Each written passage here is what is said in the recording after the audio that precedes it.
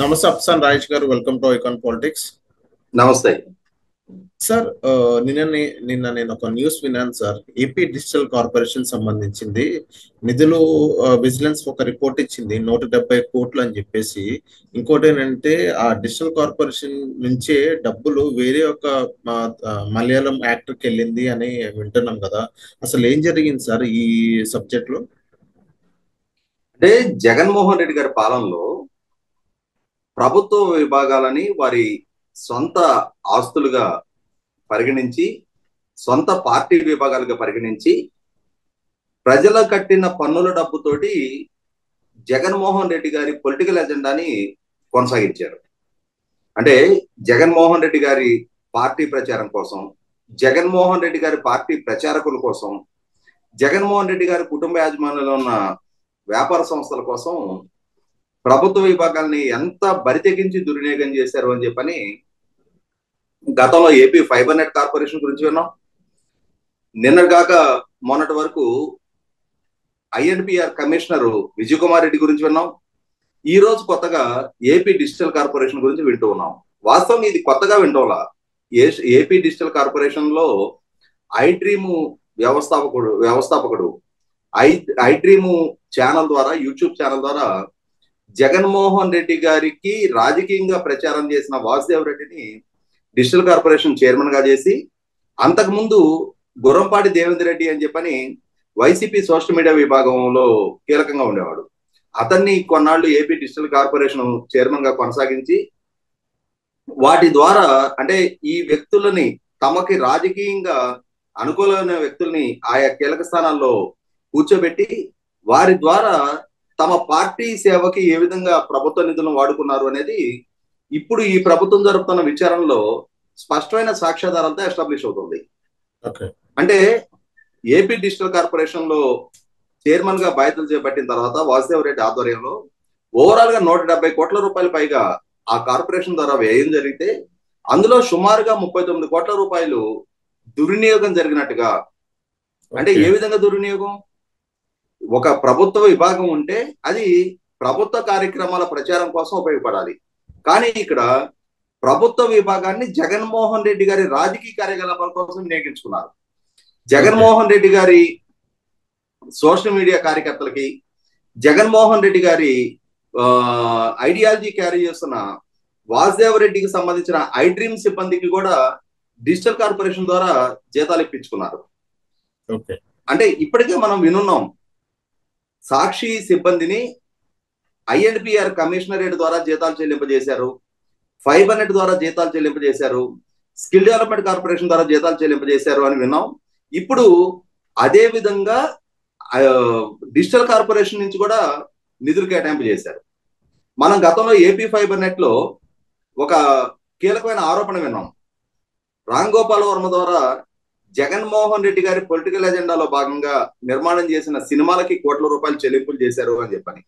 అలాగే జగన్మోహన్ రెడ్డి గారి తండ్రి రాజశేఖర రెడ్డి గారు ఆ రోజుల్లో చేసిన పాదయాత్రకి, అంటే ఆయన పాదయాత్ర పేరిట ఆయన చేసిన ఒక రాజకీయ యాత్రని స్తుతించే విధంగా, రాజశేఖర రెడ్డి గారి క్రెడిబిలిటీ పెంచే విధంగా, దాని ద్వారా జగన్మోహన్ రెడ్డి గారి రాజకీయ ఎజెండాకు ఉపయోగపడే విధంగా యాత్ర అని చెప్పిన ఒక సినిమా నిర్మాణం జరిగితే, ఆ సినిమా నిర్మాణం చేసింది వైసీపీ నాయకులైతే, ఆ సినిమాలో నటించిన నటుడు మమ్ముట్టి గారికి ఏపీ డిజిటల్ కార్పొరేషన్ నుంచి 50 లక్షల రూపాయలు చెల్లించారు. ఒక ప్రైవేటు వ్యక్తి తీస్తున్న సినిమాలో నటించే నటుడికి ప్రభుత్వం చెల్లింపులు చేయడం ఏంటి?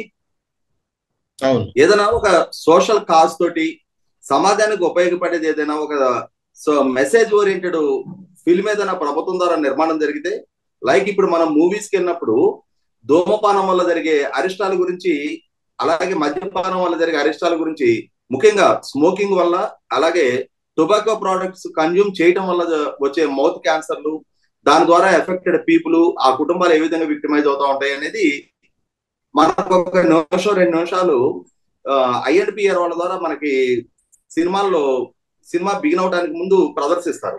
అటువంటివి ఏదైనా సందేశాత్మకమైన మూవీ, సందేశాత్మకమైన ఫిల్మ్ ఏదైనా షూట్ అవుతుంటే దాంట్లో యాక్ట్ చేసే వాళ్ళకు, లేదు ఆ ఫిల్మ్ షూట్ చేయడానికి అయ్యే ఖర్చు ప్రభుత్వం భరించిందంటే అర్థం ఉంది.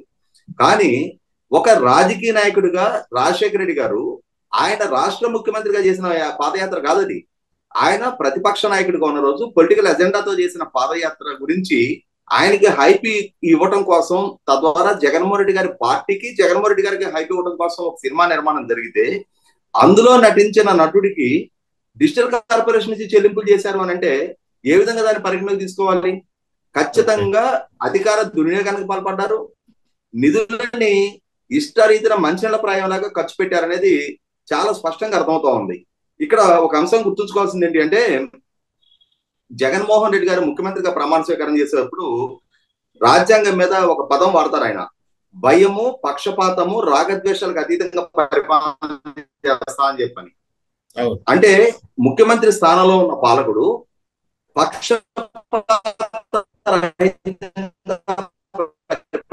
జరగాలి. ఇక్కడ ఏం జరిగింది? వీళ్ళకి తన తండ్రికి హైప్ ఇచ్చుకునే విధంగా ప్రభుత్వ నిధుల దుర్వినియోగానికి పాల్పడ్డారు అని అంటే, ఇక్కడ డిజిటల్ కార్పొరేషన్ చైర్మన్ గా పనిచేసిన వాసుదేవ్ రెడ్డి వరకే బ్లేమ్ చేయడానికి వీల్లేదు. ఇది పూర్తి స్థాయిలో ముఖ్యమంత్రిగా జగన్మోహన్ రెడ్డి గారి దగ్గర నుంచి అన్ని స్థాయిల్లో పర్యవేక్షణ లోపం వల్ల మాత్రమే జరిగింది. వారి ప్రోత్సాహంతో, వారి మెప్పు కోసం అని చెప్పి ఒక్కో విభాగం ఈ విధంగా పనిచేస్తూ ఉన్నప్పుడు అల్టిమేట్ బెనిఫిషరీ జగన్మోహన్ రెడ్డి గారు. ఇక్కడ యాత్ర అనేది తీయడం ద్వారా రాజకీయంగా అది ఎంతవరకు ప్రభావితం చూపించింది అనేది అప్రస్తుతం. కానీ ఎంత స్థాయిలో ప్రభావితం చూపినా అల్టిమేట్ బెనిఫిషరీ జగన్మోహన్ రెడ్డి కదా, వాసుదేవ్ రెడ్డి కాదు కదా అక్కడ దక్కిన లాభం. కాబట్టి ఇక్కడ అల్టిమేట్ బెనిఫిషరీ అయిన జగన్మోహన్ రెడ్డి గారి దగ్గర నుంచి, నాటి ఆర్థిక శాఖ మంత్రి బుగ్గన రాజేంద్రనాథ్ రెడ్డి గారి దగ్గర నుంచి, ఎందుకంటే ఇవాళ ఆర్థిక శాఖ ద్వారా విడుదలైన నిధులు ఏ విధంగా వినియోగం జరుగుతుందో అనేది పర్యవేక్షించాల్సిన బాధ్యత ఉన్న ఆ స్థాయి అధికారులు పర్యవేక్షణ లేదు. అంటే ఇక్కడ పర్యవేక్షణ కన్నా కూడా అంటే తప్పుదారిలో నిబంధనలు ఉల్లంఘించి వాళ్ళు చేస్తున్న ఈ పనులు చూసి తెలిసి కూడా ఉపేక్షించారా?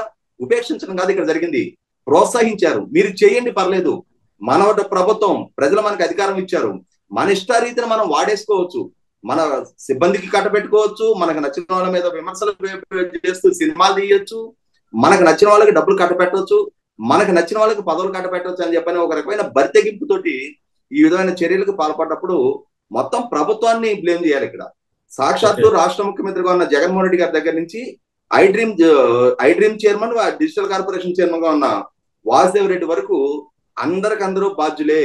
ఇవాళ విచారణ జరిపి ఒక వాసుదేవ్ రెడ్డినో, ఒక ఐఎండ్పిఆర్ కమిషనర్నో, లేదు నాటి ఫైబర్ నెట్ చైర్మన్ గౌతమ్ రెడ్డినో, కొంతమందిని బాధ్యులుగా ఇక్కడ వాళ్ళ వరకు విచారణ పరిమితం చేస్తే కూడా అసలు సిసలు పెద్ద తలకాయలను ఎక్స్క్యూజ్ చేయడం కూడా ఆక్షేపణీయం.